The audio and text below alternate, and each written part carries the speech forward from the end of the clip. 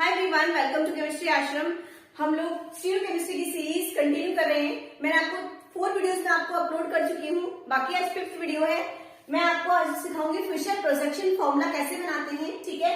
और एग्जाम में कुछ इस टाइप के क्वेश्चन आते हैं, चाहे बीएससी की बात करूँ, चाहे सीएसआई या नेट में भी इस तरह का क्वेश्चन पूछा हुआ है, ठीक है। कि आप लोग को 2 मॉलिक्यूल दे देंगे इस तरह से ए बी सी डी, और एक देगा आपको A B C D. ABCD मैंने आपको लिखा है, कुछ भी ग्रुप्स हो सकते हैं वहां पे, और आपको कहेगा कि ये जो दोनों मॉलिक्यूल्स हैं वो आपस में क्या है, क्या रिलेशन रखते हैं, आपस में एनेंशियोमर है। एनेंशियोमर को हिंदी में बोलते हैं दर्पण प्रतिबिंब, ठीक है। या ये होमोमर है, होमोमर का एक नाम आइडेंटिकल भी है, या हिंदी में बोल सकते हैं कि एक ही यौगिक के 2 अणु हैं।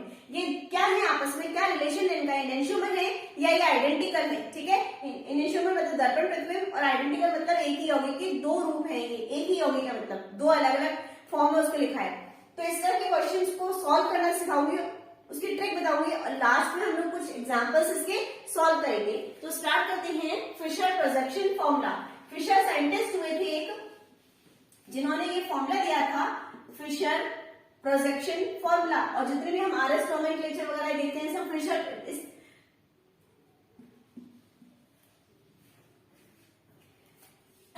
Projection formula, Fisher projection formula, ठीक है।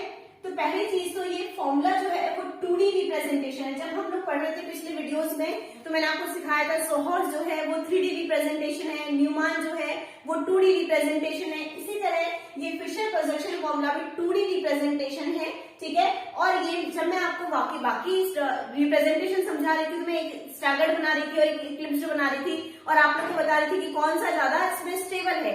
लेकिन याद रखना फिशर प्रोजेक्शन फॉर्मूला में कभी भी स्टैगर्ड नहीं होता है, स्टैगर्ड फॉर्म कभी नहीं होती है। फिशर प्रोजेक्शन फॉर्मूला हमेशा इक्लिप्स फॉर्म में ही होता है, और इक्लिप्स स्टैगर्ड क्या होती है वो मैं आपको समझा चुकी हूँ प्रीवियस वीडियोस में। तो ध्यान रखना हर फॉर्म में, चाहे आप वेजरेज ले लो, चाहे आप न्यूमान प्रोजेक्शन ले लो, चाहे आप सोहर्स ले लो, सब में इक्लिप्स और स्टैगर्ड होती थी। लेकिन यहाँ पर स्टैगर्ड स्ट्रक्चर, स्टैगर्ड फॉर्म नहीं होती है। केवल फिशर प्रोजेक्शन फॉर्मूला केवल इक्लिप्स फॉर्म में ही होता है, ठीक है ना। ये समझ में आ गया होगा इतना। ये होता कैसे है, इसमें क्या करते हैं, कायरल कार्बन है, सपोज करो CH CH3 COOH और यहाँ पे H लिख दो। सपोज करो ये है, तो उसको बनाते कैसे हैं, ठीक है। इसमें क्या करते हैं, एक तो वर्टिकल, एक तो हॉरिजॉन्टल लाइन लगाते हैं और एक वर्टिकल लाइन लगाते हैं, ठीक है। जैसे मैं अगर पेन से समझाऊं आप लोग को तो किस तरह से होगा, ये है केवल 2D है। एक तो इसकी लेंथ होती है, ठीक है, सॉरी हाइट होती है, और एक की लेंथ होती है।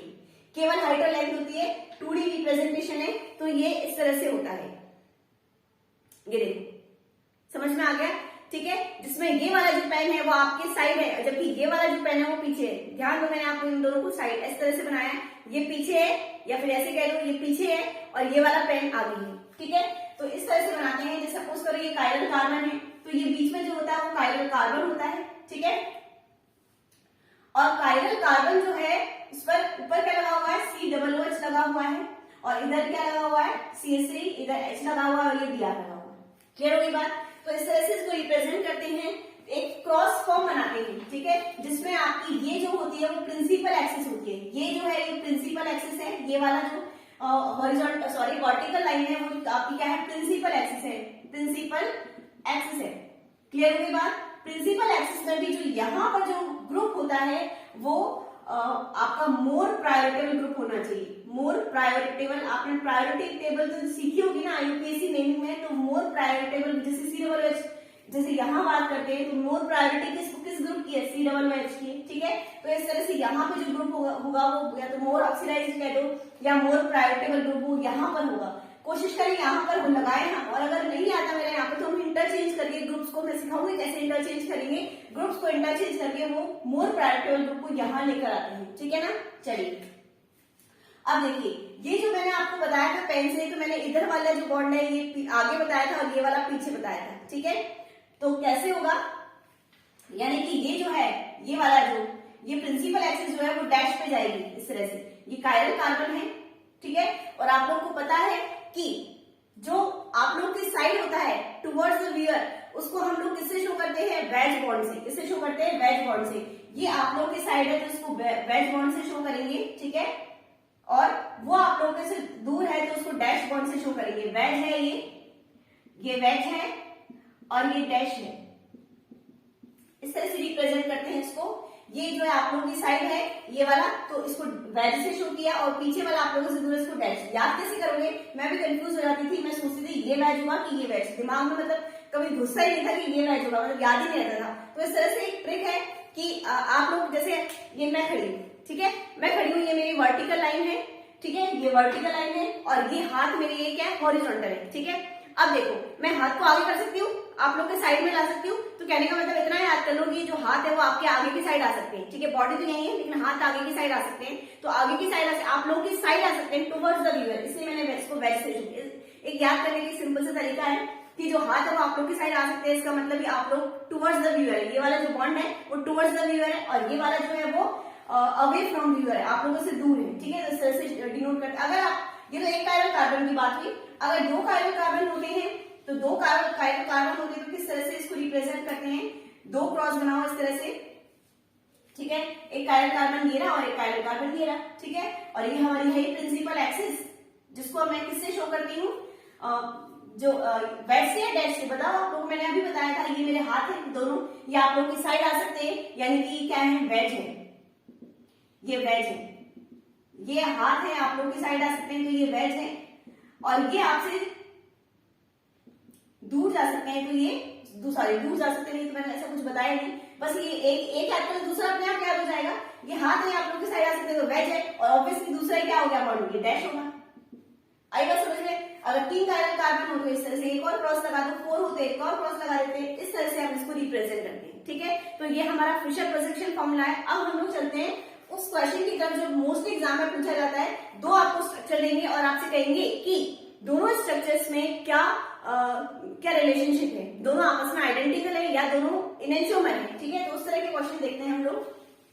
देखिए मैंने ये दो लिखे हुए, इन दोनों का आपस में रिलेशनशिप, बाई चांस आपसे पूछा है दोनों का आपस में रिलेशनशिप क्या है, ठीक है। तो आप लोग को कुछ रूल्स सीखने पड़ेंगे, ठीक है। और उन रूल की बहुत ही सिंपल से रूल है, फिर मैं आपको ट्रिक बता दूंगी, बहुत ही सिंपल से रूल है। उन रूल को एक बार आप देख लो, उसके बाद हम लोग क्वेश्चन सॉल्व करेंगे। सबसे पहली चीज, जब ये इनको क्या बोलिए, कायरल कार्बन है और इनको लिगेंड बोल सकते हैं, ग्रुप या लिगेंड बोल सकते हैं। ये जो चारों तरफ लगे हुए इनको क्या बोल सकते हैं, लिगेंड या ग्रुप भी बोल सकते हो आप, लिगेंड या ग्रुप, ठीक है। तो जब लिगेंड को इंटरचेंज करें, जैसे आप लोग यहाँ देख रहे हो, तो यहाँ क्या हुआ है, Cl तो अपनी जगह पे है, Br अपनी जगह पे है, पर अंतर क्या है दोनों में, ये H जो है वो यहाँ आ गया और ये F जो है वो वहां चला गया, ये दोनों में डिफरेंस है। तो मैं क्या यहाँ पर क्या हुआ है, कहने का मतलब लिगेंड का इंटरचेंज हुआ है, लिगेंड का इंटरचेंज हुआ, कौन कौन से लिगेंड, ये वाले जो दो लिगेंड उनका इंटरचेंज हुआ है। तो जब इस तरह से लिगेंड का इंटरचेंज हो, लिगेंड का interchange of ligand in even number, ठीक है, इवन नंबर के अंदर हो, इवन नंबर यानी कि दो बार लिगेंड इंटरचेंज होते हुए, या 4 बार, एग्जाम्पल समझ में आ जाएगा, 6 बार 8 बार, तो जो स्ट्रक्चर बनती है वो क्या कहलाती है, आइडेंटिकल स्ट्रक्चर कहलाती है। आइडेंटिकल बोल सकते हैं, होमोमर बोल सकते हैं, या हम कह सकते हैं हिंदी में एक ही यौगिक की दो अणु है, ठीक है। कैसे, ये देखिए, पहले मैं पूरा रूल लिख देती हूँ। जब लिगेंड का जो इंटरचेंज है वो ऑड नंबर में हो, ऑड नंबर का मतलब 1 बार हो, 3 बार हो, 5 बार हो, तो जो स्ट्रक्चर बनती है वो क्या कहलाती है, आपस में क्या है, एनेंशियोमर है, एनेंशियोमर। हिंदी में बोलते हैं दर्पण प्रतिबिंब, हिंदी में क्या बोलते हैं, दर्पण प्रतिबिंब। सपोज करो आपको ये A B C D ये स्ट्रक्चर दी हुई है, ठीक है। अब क्या है, ABCD स्ट्रक्चर दी हुई है, अब मैं लिगेंड का इंटरचेंज करती हूँ, ठीक है। लिगेंड का इंटरचेंज कर, मैं पहले क्या करती हूँ, ये A को वहां पहुंचा देती हूँ और B को यहाँ ले आती हूँ। B को मैंने यहाँ लेके आगे, A को वहां पहुंचा दिया, C अपनी जगह पे, D अपनी जगह। फर्स्ट चेंज, एक बार चेंज किया मैंने और चेंज हुआ है, और नंबर में चेंज हुआ है, ठीक है। एक बार चेंज किया 1 3 5, एक बार चेंज किया और नंबर में, तो ये दोनों आपस में, जब भी और नंबर में इंटरचेंज होता है लिगेंड का, तो आपस में वो क्या कहलाते हैं, इनेंशियोमर कहलाते हैं। तो ये दोनों अगर आपसे पूछे इस दिन, तो ये दोनों तो आपस में क्या है, क्या रिलेशन रखते हैं, इनेंशियोमर, दर्पण प्रतिबिंब है आपस में, ये इनेंशियोमर है। क्लियर हुई बात। फिर वापस मैं एक और इंटरचेंज करूं, सेकंड वाला, सेकंड इंटरचेंज करूं। अब मैं क्या करूं, ये C को यहां पहुंचा दूं, B अपनी जगह पर है, C को मैंने यहां पहुंचा दिया, और ए को इसकी जगह लेकर आ गई और डी अपनी जगह पर। तो टोटल मिला के अगर यहाँ और यहाँ की बात करें, ठीक है, तो कितने इंटरचेंज हो गए, यहां से लेकर के यहां तक कितने इंटरचेंज हो गए, 2 इंटरचेंज हो गए। पहला इंटरचेंज ये था, दूसरा इंटरचेंज ये। तो यार ये फर्स्ट मॉलिक्यूल, ये सेकंड मॉलिक्यूल है और ये थर्ड है। तो फर्स्ट और थर्ड आपस में क्या है, आइडेंटिकल है, एक जैसे है, क्योंकि 2 बार इंटरचेंज हुआ, इवन नंबर में इंटरचेंज हुआ लिगेंड का। अगर बात करूं सेकंड और थर्ड, अगर सेकंड थर्ड की बात करूं तो एक ही बार इंटरचेंज हुआ दोनों के बीच में, तो ये क्या है, इनेंशियोमर है। फर्स्ट सेकंड की बात करूं तो फर्स्ट सेकंड के बीच में कितनी बार इंटरचेंज हुआ लिगेंड का, एक ही बार हुआ है, तो ये आपस में क्या है, इनेंशियोमर है। क्लियर हो गई बात। एक बार और इंटरचेंज करो तो क्या करोगे, इस बार डी को वहां लेके चले जाओ, सी अपनी जगह पे, डी अपनी जगह पे, डी को मैं वहां ले गई और ए को नीचे लेकर आ गई। तो टोटल मिला के थर्ड इंटरचेंज है, ठीक है। तो टोटल मिला के कितना इंटरचेंज हुआ है, फर्स्ट सेकंड थर्ड। तो मैं अगर इसकी और इसकी बात करूंगी, फोर्थ मॉलिक्यूल है, फर्स्ट और फोर्थ मॉलिक्यूल की बात करूंगी तो फर्स्ट और फोर्थ मॉलिक्यूल के बीच में कितनी बार इंटरचेंज हुआ लिगेंड का, 1 2 3 बार हुआ, मतलब ऑड नंबर में हुआ है। तो ये आपस में क्या है, इनेंशियोमर है। क्या है, आपस में इनेंशियोमर है, ठीक है। अगर मैं कहूं कि 2 और 4 मॉलिक्यूल, कौन कौन से मॉलिक्यूल, 2 एंड 4 मॉलिक्यूल क्या है आपस में, तो देखो ये 2 वाला है और ये 4 वाला। 2 एंड 4 मॉलिक्यूल के बीच में कितनी बार लिगेंड का इंटरचेंज हुआ है, 2 और 4 के बीच में, एक बार तो यहाँ हो गया और एक बार यहाँ हो गया, 2 बार इंटरचेंज हुआ लिगेंड का। तो ये आपस में क्या है, आइडेंटिकल है, ये दोनों आपस में आइडेंटिकल है। ये दोनों की बात करें, ये दोनों आपस में क्या है, एक बार इंटरचेंज हुआ लिगेंड का दोनों के बीच में, तो ये आपस में इनेंशियोमर है। एक बार और अगर इंटरचेंज करते हो लिगेंड का, तो देखिए ये अब क्या, मैं क्या करूंगी, ए को यहां पहुंचा दिया, बी को यहां ले, ए को यहां, बी को यहां, सी और डी, ये फिफ्थ वाला मॉलिक्यूल है। अगर मैं फर्स्ट और फिफ्थ की बात करूं, फर्स्ट मॉलिक्यूल और फिफ्थ मॉलिक्यूल के बीच में कितनी बार इंटरचेंज हुआ लिगेंड का, 1 2 3 4, फोर्थ बार 4 बार हुआ है। तो 4 बार हुआ, इवन नंबर में इंटरचेंज हुआ लिगेंड्स का, यानी कि ये दोनों आपस में क्या है, होमोमर है या आइडेंटिकल है, ठीक है। इतना समझ में आ गया होगा। तो जब भी लिगेंड का इंटरचेंज ऑड नंबर में होता है तो वो आपस में इनेंशियोमर होते हैं, और जब भी लिगेंड का इंटरचेंज इवन नंबर में होता है तो आपस में क्या होते हैं, वो आइडेंटिकल होते हैं। अब सुनो एक चीज और, बहुत ही इंपॉर्टेंट चीज, और जहां पे गलती होती है वो ये है कि मैंने जितने भी, आप लोगों ने देखा होगा, मैंने जितने भी इंटरचेंज किए लिगेंड के, वो 90 डिग्री पर किए। कितने पर, मैंने इसको इससे चेंज किया 90 डिग्री एंगल दोनों के बीच में, या फिर इसको इससे चेंज किया 90 डिग्री, या फिर इसको इससे चेंज किया है, या फिर इसको इससे चेंज किया है। मतलब जितने भी मैंने लिगेंड के इंटरचेंज किए वो 90 डिग्री पर किए, 180 डिग्री पर नहीं करने। जैसे आप लोग डायरेक्टली डी को यहां ले जाओ, बी को यहां ले जाओ, ऐसे नहीं होगा, क्योंकि दोनों के बीच में 180 डिग्री बॉन्ड एंगल है, ठीक है। आप लोग को 90 डिग्री पर बॉन्ड एंगल चेंज करना है, या तो यहाँ इसको इसके बीच में, या इसके बीच में, या इसके बीच में, या इसके बीच में 180 डिग्री, यानी ए को इधर ले जाओ और सी को इधर, ऐसे नहीं होगा, ठीक है।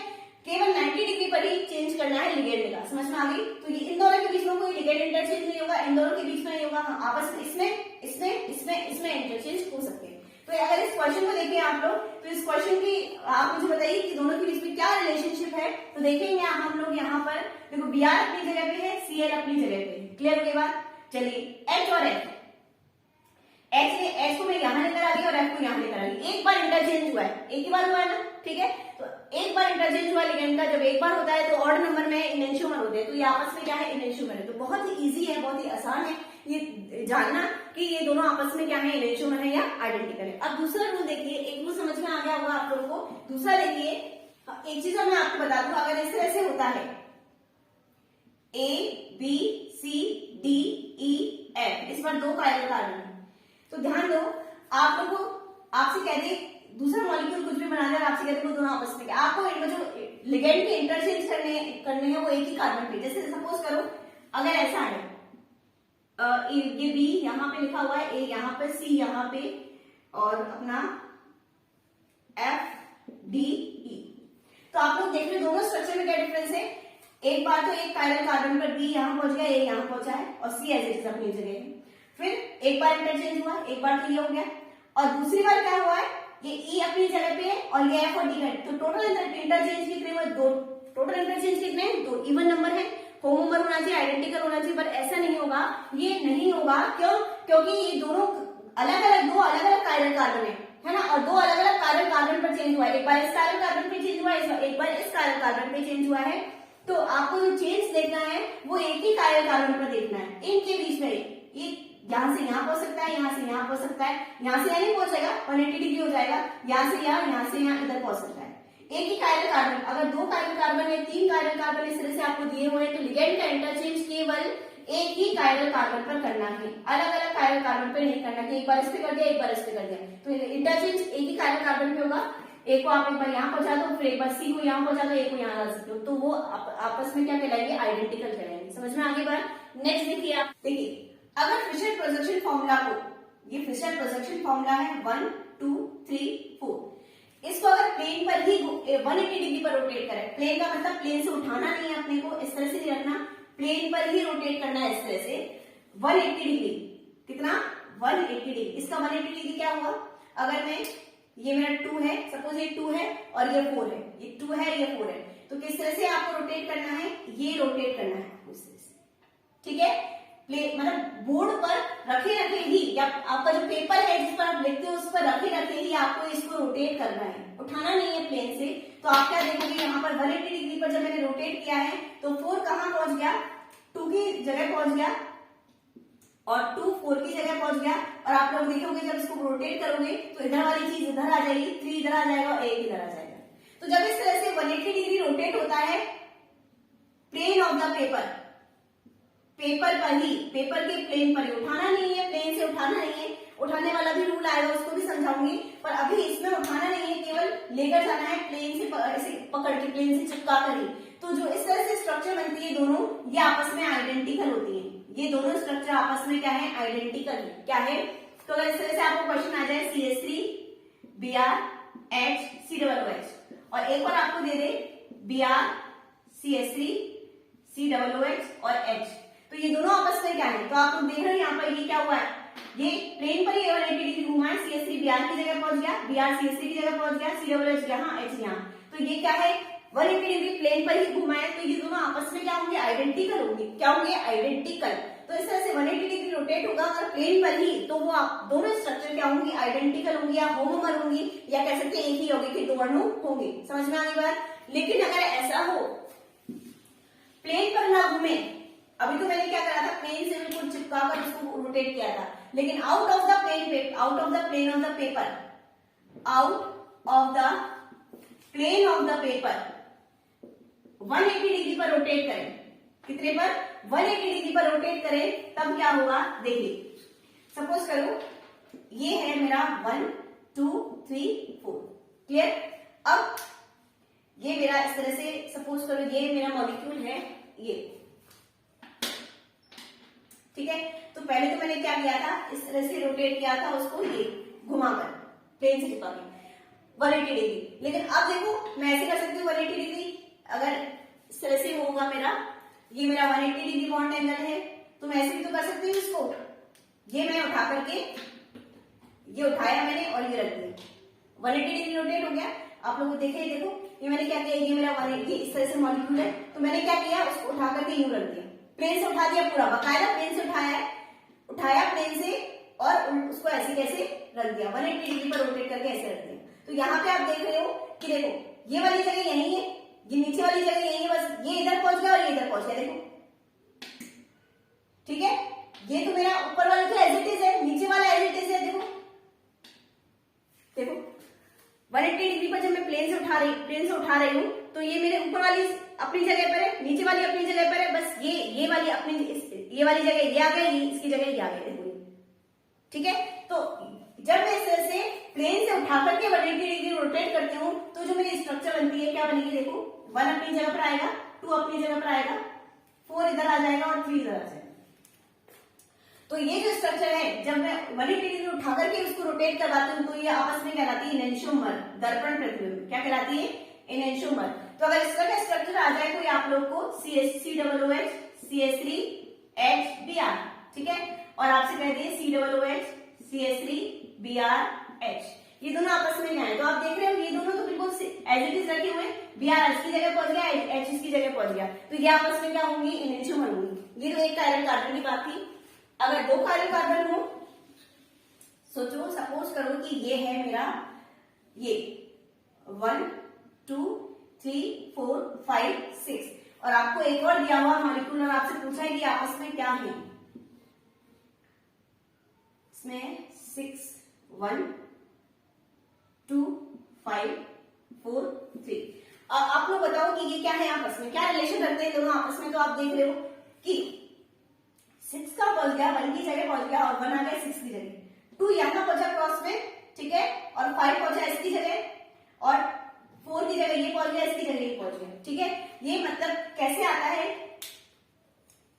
देखो प्लेन से उठाया तो प्लेन से उठाता, प्लेन से 180 डिग्री उठाते हैं तो क्या होता, 1 की जगह बनाता और 6 की जगह 6 आता, ठीक है। यानी प्लेन पर ही रोटेट किया है। जब प्लेन पर इस तरह से 180 डिग्री रोटेट करते हैं तो 6 की जगह बना जाएगा, 1 की जगह 6 चला जाएगा। इस तरह से 2 कायरल कार्बन होते हैं तो ये क्रॉस चले जाते हैं। आप लोग करके देखना, कुछ भी पेन वगैरह लगा के देख लेना, तो आप देखोगे जब इसको 180 डिग्री रोटेट करते हैं तो आप लोग देखोगे 2 5 की जगह पहुंच जाएगा, इस वाली जगह पहुंच जाएगा क्रॉस में, 3 यहाँ आ जाएगा, ये यहाँ पहुंच जाएगा, ये यहाँ पहुंच जाएगा क्रॉस में। करके देखना आप लोग, ठीक है। तो इस तरह से ये जो दोनों स्ट्रक्चर है, मतलब कहने का मतलब है ये कैसा हुआ, 180 डिग्री रोटेट हुआ है, प्लेन पर ही रोटेट हुआ है, प्लेन पर ही रोटेट हुआ है, ठीक है। तो ये आपस में आइडेंटिकल स्ट्रक्चर है। कौन सी स्ट्रक्चर है, आइडेंटिकल स्ट्रक्चर है।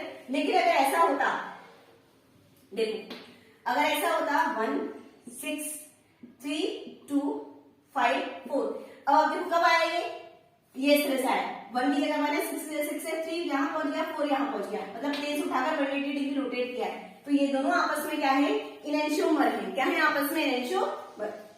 क्लियर होगी बात। चलिए अगर मैं ऐसा करूं 1 2 3 4, इसको 90 डिग्री रोटेट करूं, पहले 180 करी थी, अब 90 डिग्री रोटेट करूं, लेकिन प्लेन पर ही, ऐसे प्लेन पर ही, ठीक है।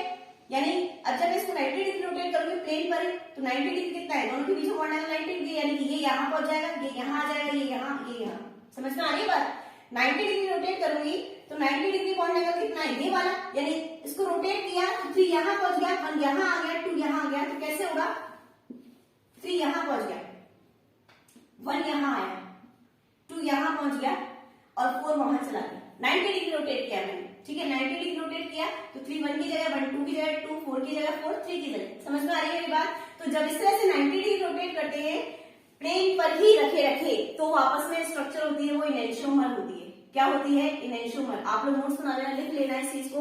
मैं एक बार वापस बोल देती हूँ कि अगर सपोज करो इवन नंबर में लिगेंड इंटरचेंज होते हैं तो आइडेंटिकल स्ट्रक्चर बनती है, ऑड नंबर में लिगेंड इंटरचेंज होते हैं तो इनएंशियोमर बनता है, ठीक है। ध्यान रखना मेरी बात का। 180 डिग्री रोटेट करूं प्लेन पर ही रखे प्लेन पर ही रखे 180 डिग्री रोटेट करूं तो क्या बनता है, मेरा आइडेंटिकल बनता है। लेकिन अगर 180 डिग्री रोटेट करूं प्लेन से उठाकर तो मेरा बनता है इनएंशियोमर। 90 डिग्री रोटेट करूं प्लेन पर ही रखे तो मेरा बनता है इनएंशियोमर। याद रखना मेरी बात, लिख लेना चाहूंगा। अब नेक्स्ट देखिए, नेक्स्ट रूल क्या है, लास्ट रूल है ये। देखो इस तरह से अगर वो 1 2 3 4, एक को आप लोग फिक्स कर लो, बिल्कुल फिक्स, एक को फिक्स कर दिया, बाकी के 3 को या तो क्लॉकवाइज घुमाओ या एंटी क्लॉकवाइज, या तो क्लॉकवाइज घुमाओ या एंटी क्लॉकवाइज घुमाओ। जैसे सपोज करो मैंने ये किया, 1 को मैंने क्या किया, स्टेबल कर लिया और मैं इनको क्या करना है, क्लॉकवाइज घुमा दे, चलो क्लॉकवाइज घुमा दिए, इस तरह से घुमा दिए क्लॉकवाइज। क्लॉकवाइज मैं इसको घुमाऊंगी तो देखो 3 यहाँ पहुंच जाएगा, ये 4 था, 3 यहाँ पहुंच जाएगा और 4 2 की जगह आ जाएगा, घुमाया ना मैंने इसको, ठीक है। और 2 कहां चला जाएगा, 3 की जगह चला जाएगा। इसको तो छेड़ना ही नहीं है, बस इनका क्लॉकवाइज रोटेशन करना है। किनका करना है, इनका क्लॉकवाइज या एंटी क्लॉकवाइज रोटेशन करना है। तो जब मैं इनको रोटेट करूंगी 90 डिग्री पर तो 3 इसकी जगह पहुंच जाएगा, 2 इसकी जगह और ये 2 इसकी जगह, सॉरी क्या किया, 3 तो यहां आ गया, ठीक है, 4 यहां चला जाएगा, 4 यहां चला गया और 2 वहां चला गया।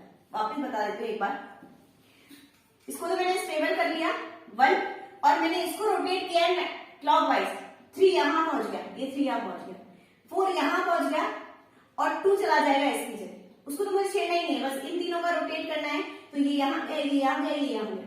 तो जब इस तरह से स्ट्रक्चर आती है, इसके एग्जांपल करवाऊंगी मैं अभी, तो ये जो स्ट्रक्चर होती है वो आइडेंटिकल स्ट्रक्चर होती है। कैसी स्ट्रक्चर होती है, आइडेंटिकल स्ट्रक्चर होती है। समझ में आ रही है मेरी बात। तो ये दोनों आपस में क्या रिलेशनशिप रखना है, आइडेंटिकल। एक को स्टेबल करना है, चाहे ऊपर वाला, चाहे इधर वाला कर लो, चाहे इधर वाला कर लो, चाहे इधर वाला कर लो। चलो अगर मैं इधर वाला करके देखूं, इस बार मैं 3 को स्टेबल करती हूँ, 3 को मैं स्टेबल करती हूँ, तो इन तीनों को मुझे क्या करना है, रोटेट करना है। तो 1 यहां ला दो और 1 यहां आ गया, 4 इसकी जगह चला गया और 2 इसकी जगह चला गया, ठीक है। तो तीनों को रोटेट करना है क्लॉकवाइज एंटी क्लॉकवाइज, जो स्ट्रक्चर जो आइडेंटिकल बनती है। अब इसकी एग्जांपल देखते हैं हम लोग। देखिए एग्जांपल है, ये फर्स्ट एग्जांपल है। आप लोगों से पूछा है ये दोनों आपस में क्या रिलेशनशिप रखते हैं, ठीक है। तो हम लोग देखते हैं यहाँ पर एच बिल्कुल अपनी जगह पर है, बी आर अपनी जगह पे है, एक बार एफ इधर आ गया और सी इधर आ गया, मतलब एक बार इंटरचेंज हुआ, एक इंटरचेंज हुआ है। और नंबर में इंटरचेंज होता है तो क्या बनता है, इनेंशियोमर बनते हैं। क्या बनते हैं, इनेंशियोमर, दर्पण प्रतिबिंब। और नंबर में अगर इंटरचेंज होते हैं तो इनेंशियोमर बनता है। तो ये वाला मेरा क्लियर हो गया। नेक्स्ट एग्जांपल देखते हैं हम लोग, इसको साफ कर दूं। चलिए नेक्स्ट एग्जांपल देखिए।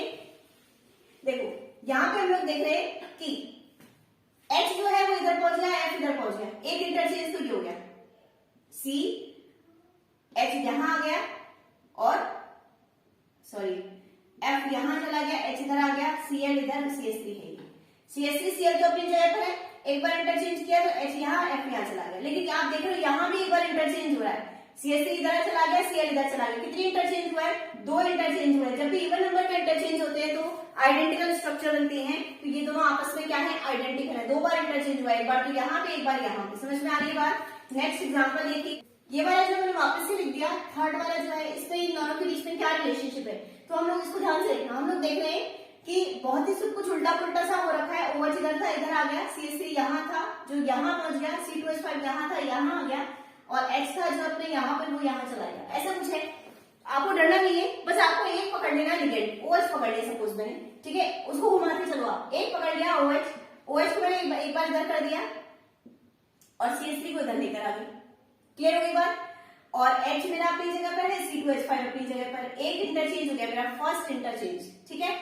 सेकंड इंटरचेंज में वापस से OH को मुझे इस जगह लेकर आना है, तो वापस से OH को इधर लेकर आ जाओ। सेकंड इंटरचेंज है मेरा ये, सेकंड वाला।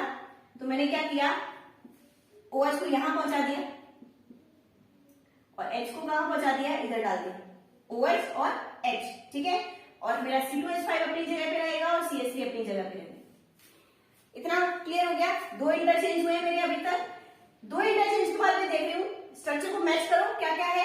OH अपनी जगह पे ठीक है, H अपनी जगह पे है 2 इंटरचेंज के बाद, और CH3 C2H5 का घपला है। CH3 यहाँ था जो यहाँ पहुंच गया इस स्ट्रक्चर में, तो आप लोगों को बस इसको इंटरचेंज करना है। OH H, CH3 को इधर लेकर आ जाओ और C2H5 को उधर लेकर चले जाओ। कितने इंटरचेंज हुए, 3 इंटरचेंज हुए। थर्ड इंटरचेंज के अंदर मेरी ये वाली स्ट्रक्चर मुझे मिली है।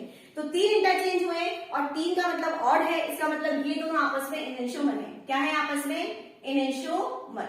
समझ में आ गई मेरी बात, ठीक है। और एग्जांपल करते हैं हम लोग। देखिए ये 4 एग्जांपल्स और हैं, एक एक करके देखते हैं हम लोग। ये दोनों आपस में क्या रिलेशनशिप रखते हैं, तो यहाँ पे हम लोग देखते हैं CH3 अपनी जगह पे है, CH3 ये इन तीनों का इंटरचेंज है। और मैंने आपको एक रूल में बताया था कि जब एक अपनी जगह पे हो, एक अपनी जगह पे फिक्स हो, और अगर वो क्लॉकवाइज या एंटी क्लॉकवाइज घुमाने पर 90 डिग्री क्लॉकवाइज या एंटी क्लॉकवाइज घुमाने पर उनकी स्ट्रक्चर मतलब वो आपस में इंटरचेंज करते हैं इस तरह से, तो वो होमोमर होंगे। कैसे, देखो ये CH3 अपनी जगह पे, ठीक है। तो इनको क्लॉकवाइज या एंटी क्लॉकवाइज हम लोग क्या करेंगे, रोटेट करेंगे। तो देखो आप, जब मैंने इसको रोटेट किया तो Br इस जगह आ गया, F इसकी जगह चला गया और H इसकी जगह चला गया। Br यहाँ आया, F यहाँ चला गया और H यहाँ चला गया, ठीक है। यानी कि इस तरह से इसको रोटेट किया है, एक को फिक्स करके इसको क्लॉकवाइज जब रोटेट किया तो मेरी ये स्ट्रक्चर मिल गई मुझे। और जब इस तरह से होता है तो मैंने आपको क्या समझा रखा है, क्या कहलाते हैं, होमोमर कहलाते हैं। क्या कहलाते हैं, आइडेंटिकल स्ट्रक्चर है, ये दोनों आपस में एक ही होगी कि 2 अणु है। समझ में आ गई मेरी बात, ठीक है ना।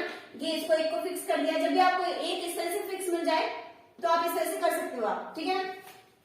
नेक्स्ट एग्जाम्पल में देख रहे हैं, नेक्स्ट एग्जाम्पल में हम लोग देख रहे हैं CH3 को फिक्स है, फिक्स कर रखा है इन्होंने, ठीक है। फिर देखें क्या हो रहा है, यहाँ पे ये हो रहा है कि ये जो Br है वो यहाँ चला गया, ठीक है, Br यहाँ चला गया, C2H5 क्या है, यहाँ आ गया, ठीक है। और H तो अपनी जगह पे, ये भी फिक्स है, मतलब ये भी फिक्स है। बस क्या इंटरचेंज किया इन लोगों ने, Br को इधर किया, C2H5 को इधर किया, एक इंटरचेंज हुआ है, लिगेंड का एक बार इंटरचेंज हुआ है, C2H5 इधर, Br इधर, ठीक है। ये वाला रूल तो तब लगेगा जब एक फिक्स होगा, बाकी 3 अलग अलग होंगे, ठीक है। यहाँ पे 2 फिक्स है, 2 इंटरचेंज हुए, यानी ऑड नंबर में इंटरचेंज हुआ है, तो ये क्या कहलाएंगे, इनेंशियोमर कहलाएंगे। क्या कहलाएंगे आपस में, इनेंशियोमर कहलाएंगे। समझ में आ गई मेरी बात।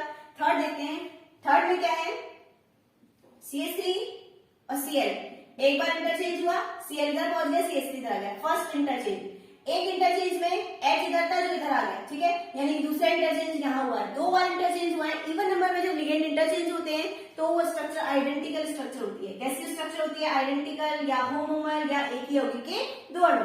नेक्स्ट स्ट्रक्चर में देख रहे हैं हम CH2OH हमारा एक ही जगह पे, बाकी तीन की पोजीशन चेंज हुई है। CH3 यहाँ था, यहाँ आ गया, C2H5 यहाँ चला गया, ठीक है। तो हम लोग देख रहे हैं यहाँ पे CH2OH भी अपनी जगह पे है और H भी अपनी जगह पे। CH2OH भी अपनी जगह पे है, H भी अपनी जगह पे है। CH3 यहाँ था, यहाँ चला गया, C2H5 यहाँ चला गया। एक बार इंटरचेंज हुआ है बस, केवल यहाँ यहाँ।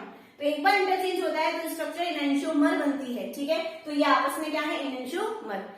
नेक्स्ट वीडियो के अंदर मैं आपको वेज डैश जो रिप्रेजेंटेशन होता है मेरा, उसको फिशर प्रोजेक्शन में कन्वर्ट करना सिखाऊंगी। वेज डैश को फिशर प्रोजेक्शन में कन्वर्ट करना सिखाऊंगी। अगर आपको वेज डैश दिया हुआ है तो उसको आप फिशर कैसे बनाओगे वो सिखाऊंगी। तब तक के लिए अगर वीडियो हेल्पफुल लगी हो तो उसको लाइक करना, शेयर करना अपने फ्रेंड्स के साथ और चैनल को भी सब्सक्राइब करना मत भूलना। Thanks for watching.